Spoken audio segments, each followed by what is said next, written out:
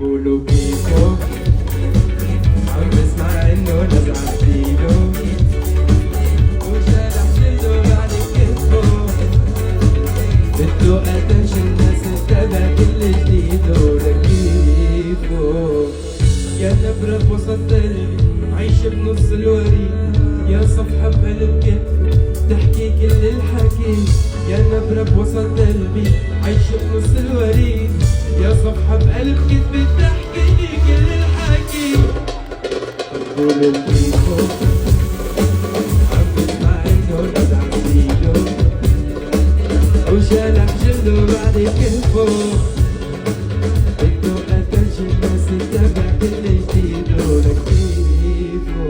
والله وقعني والله يا سؤال الوجود السيء والفكرة بالراس